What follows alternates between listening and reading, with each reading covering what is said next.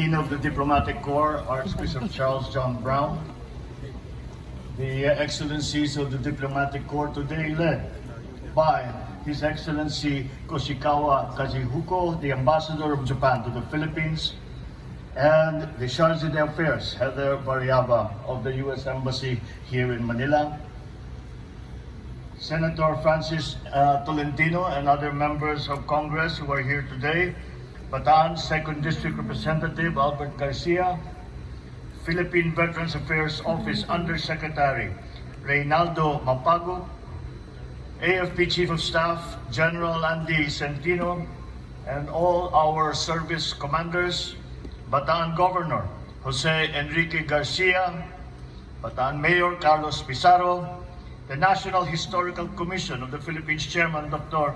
Emmanuel Calairo, Most Reverend Bishop Ruperto Santos, most importantly, our valiant veterans who are with us this morning, participants to the 2023 Philippines United States Balikatan exercises, fellow workers in government, other distinguished guests, ladies and gentlemen, good morning.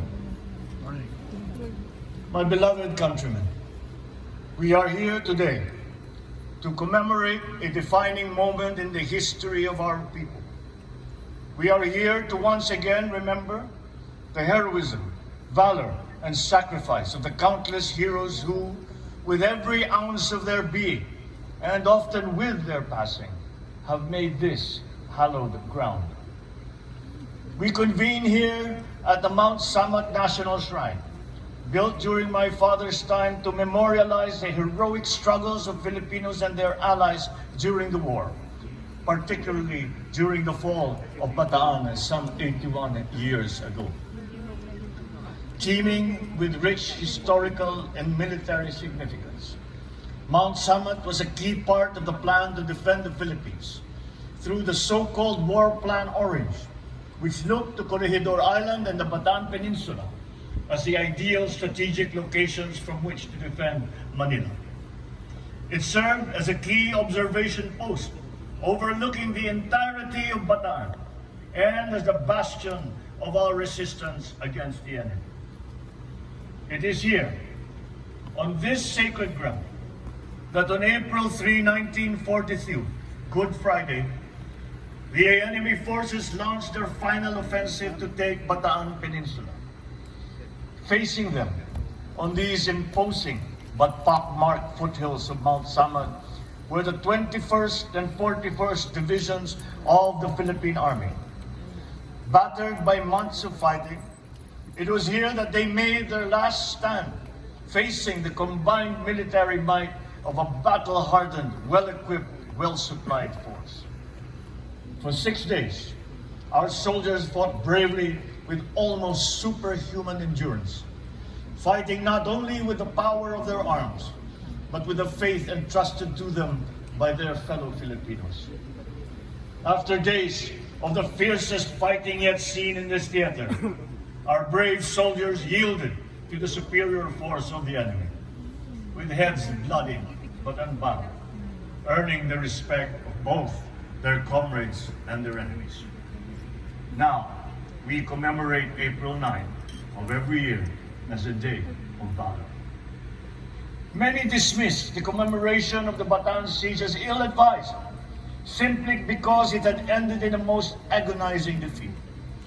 But we cannot agree more with our historians, because what we had lost in this incipient battle and had not finished the war had yet to be won.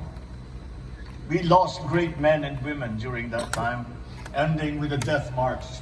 Our most important triumph, though, was that we kept on fighting and that we never lost hope. It has been said that it is inappropriate that we celebrate such loss. For although we lost the battle, the fall of Bataan marked the beginning of the Filipinos' resurgence as a fighting force to defend and to take back the land of their forefathers. Meanwhile, the ferociousness with which Filipinos fought for their country diverted enemy forces from action in other countries around Southeast Asia. Also, The fall of Bataan triggered a series of events spanning 3 years of patience, resilience, and physical and mental toil, during which Filipinos regrouped, fought side by side with their fellow citizens and allies. Citizens from every walk of life quietly and bravely volunteered to join in the defense of our country. It continued with the valiant resistance of our guerrilla forces all over the country, culminating in the Battle of Bataan in Cervantes, Ilocos Sur, where the 25,000 Filipino forces, supported by American forces, finally subdued the enemy. In 3 years' time, Luzon would be retaken. The sheer unrelenting spirit of Filipinos working hand in hand with allies overpowered enemy forces' stranglehold over Luzon. Through significant victories at the Balete Pass, Villaverde Trail, and Besal Pass, it ultimately led to the defeat and surrender of the enemy later that year. Our world has turned many times since that war. We live in a different time now. Those who once faced each other in battle now work together for peace. So one might ask, is there still a need for heroes? Do we still have within us Filipinos that character of heroism that has defined us as a people for all our history? We need only look around us to find the answer.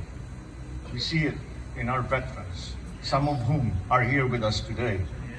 They have passed on to us this shining legacy, this treasure for us to burnish. We see it in the eyes of every child who looks to the future with hope and eager anticipation. The answer lies in every Filipino who toils and sacrifices to feed their families, help their communities, and serve their country. And so, we must celebrate these golden deeds that uphold the spirit of patriotism. We must celebrate all the individual acts of valor and of sacrifice. We celebrate the Filipino spirit. We celebrate our countrymen's deep, abiding love of every Filipino, love for our land, love for our people, and love for our freedom. We have been called upon to stay true to that tradition that Filipinos have demonstrated throughout our history. And so it is today that the spirit of heroism is once again asked of us by our country. Perhaps not in the grand acts displayed on the field of battle, but in the everyday challenges that we must face to defend ourselves, to defend our people, to defend our country. What better example of that Filipino nobility of spirit could there be than what was once again demonstrated in the last worldwide crisis, where our men and women rose to the challenge of facing an unseen enemy, a new global challenge. Once again, Filipinos showed the world our purity of spirit and of compassion by willingly putting themselves in peril in the service of others.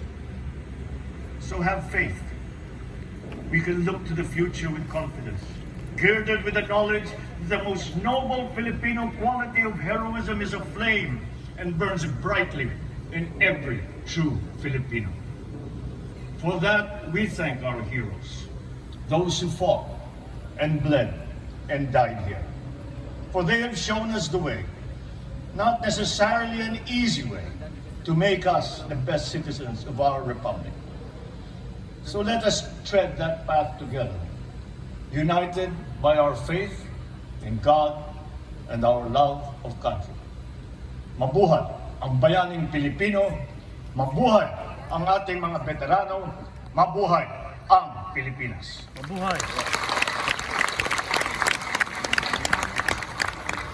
Thank you very much, Mr. President.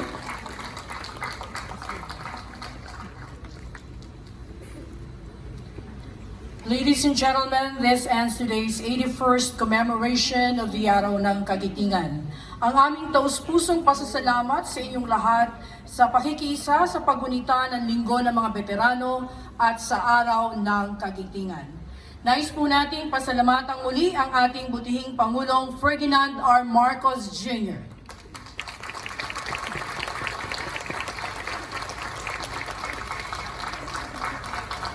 Isa rin pong masigabong palakpakan para sa ating mga veterano.